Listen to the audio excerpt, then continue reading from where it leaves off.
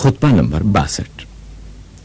امیر علیہ السلام اپنے اس خطبے میں ارشاد فرماتے ہیں،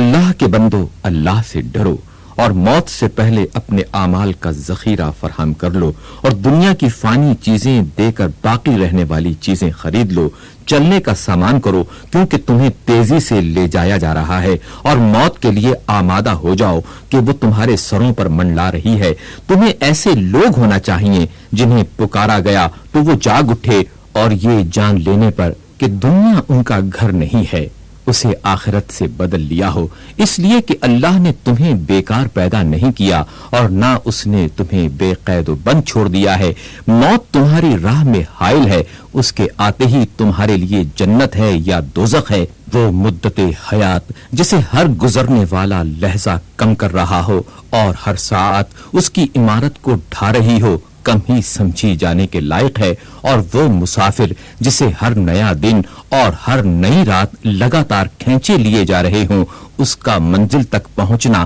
جلد ہی سمجھنا چاہیے۔ اور وہ عازم سفر جس کے سامنے ہمیشہ کی کامرانی یا ناکامی کا سوال ہے، اس کو اچھے سے اچھا زاد مہیا کرنے کی ضرورت ہے۔ لہٰذا اس دنیا میں رہتے ہوئے اس سے اتنا توشہ آخرت لے لو جس کے ذریعے کل اپنے نفسوں کو بچا سکو، جس کی صورت یہ ہے کہ بندہ اپنے اللہ سے ڈرے اور اپنے نفس کے ساتھ خیر خواہی کرے، مرنے سے پہلے توبہ کرے، اپنی خواہشوں کو قابو میں رکھے، چونکہ موت اس کی نگاہ سے اوجھل ہے اور امیدیں فریب دینے والی ہیں، اور شیطان اس پر چھایا ہوا ہے جو گناہوں کو سچ کر اس کے سامنے لاتا ہے کہ وہ اس میں مبتلا ہو، اور توبہ کی ڈھارس بندھاتا رہتا ہے کہ وہ اسے تعویق میں ڈالتا رہے، یہاں تک کہ موت غفلت و بے خبری کی حالت میں اس پر اچانک ٹوٹ پڑتی ہے۔ واہ حسرتا کہ اس غافل و بے خبر کی مدت حیات ہی اس کے خلاف ایک حجت بن جائے اور اس کی زندگی کا انجام بدبختی کی صورت میں ہو۔